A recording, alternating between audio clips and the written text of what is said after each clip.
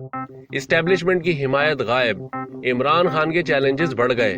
علیم Khan group کے حیران کن انداز سے سامنے آنے کے وقت اور اس گروپ کی جانب سے پی ٹی آئی کے جہانگیر ترین گروپ کے ساتھ ہاتھ ملا لینا واقعی پریشان کن ہے، وہ بھی اس وقت جب اپوزیشن والے وزیر اعظم عمران خان کے خلاف عدم اعتماد کی تحریک لانے کے لیے قومی اسمبلی کا سیشن بلانے کو مکمل تیار بیٹھے ہیں۔ پیر کے واقعے سے حکمران جماعت کو زبردست دھچکا لگا ہے، کیونکہ پارٹی پہلے ہی اپنی جماعت کے ارکان قومی اسمبلی اور اتحادیوں کے ووٹ محفوظ کرنے میں مصروف تھی۔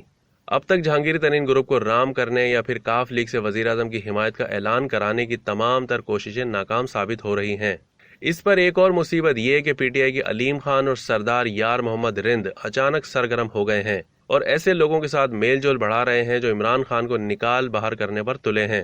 جہانگیر ترین کی طرح علیم خان اور یار محمد رند کا بھی پی ٹی آئی کے کچھ ارکان پر اپنا اثر رسوخ ہے۔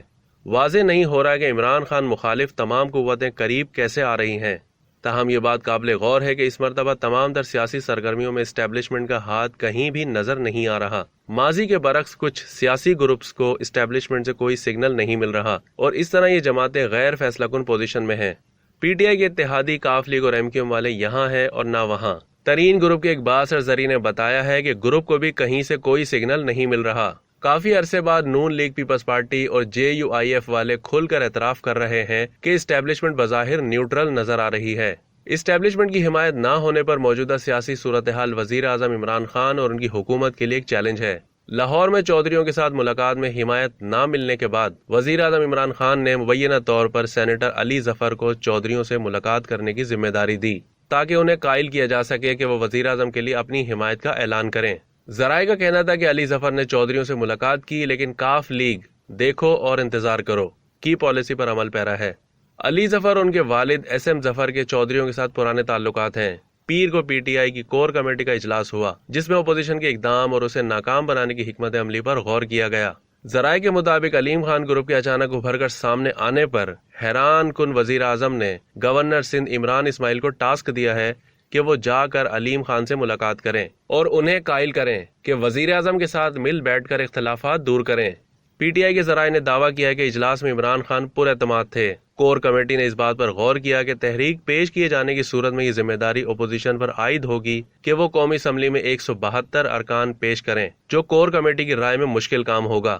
ان ذرائع کا کہنا ہے کہ اگر اپوزیشن والوں کے پاس حکمران جماعت کے کچھ ارکان قومی اسمبلی کی حمایت ہے تو پی ٹی آئی کو بھی اپوزیشن کے کچھ ارکان اسمبلی نے حمایت کی یقین دہانی کرائی ہے۔ اسی دوران اپوزیشن جماعتیں پی ٹی آئی کے ناراض ارکان کو اپنی طرف مائل کرنے میں مصروف ہیں۔ نون لیگ نے پنجاب سے پی ٹی آئی کے ارکان قومی اسمبلی پر کام کیا ہے اور پارٹی کا دعویٰ ہے کہ اس کے پاس حکمران جماعت کے 10 ارکان کی حمایت موجود ہے۔ پیپلز پارٹی کراچی اور بلوچستان سے حکمران جماعت کے ارکان قومی اسمبلی کو منانے میں مصروف ہے، جبکہ مولانا فضل الرحمان کی جماعت کے پی سے پی ٹی آئی کے ارکان قومی اسمبلی کو منا رہے ہیں۔ اپوزیشن ذرائع کا دعویٰ ہے کہ ان کے پاس تحریک لانے کے لیے ارکان کی تعداد پہلے سے زیادہ اطمینان بخش ہے۔ ذرائع کا اشارہ ہے کہ اپوزیشن جلد قومی اسمبلی میں ریکوزیشن پیش کرے گی تاکہ عمران خان کے خلاف تحریک عدم اعتماد لائی جا سکے۔ جہانگیر ترین گروپ کے زیادہ تر ارکان پہلے ہی نون لیگ والوں کے ساتھ رابطے میں ہیں۔ اب تک اپوزیشن والے زیادہ تر اسی گروپ پر انحصار کر رہے ہیں اور اس گروپ کے کچھ ارکان نے کھل کر پہلے ہی عمران خان کے خلاف عدم اعتماد کا اظہار کیا ہے۔ کاف لیگ اور ایم کیو ایم کے حوالے سے دیکھیں تو ذرائع کہتے ہیں کہ ایک بار قومی اسمبلی کا سیشن بلا لیا جائے اور تحریک پیش ہو جائے تو اس کے بعد ہی یہ جماعتیں اپنے پتے دکھائیں گی۔ ڈیلی جنگ میں اب تک اتنا ہی۔ مزید معلومات کے لیے ڈیلی جنگ کے یوٹیوب چینل کو سبسکرائب کرنا نہ بھولیے۔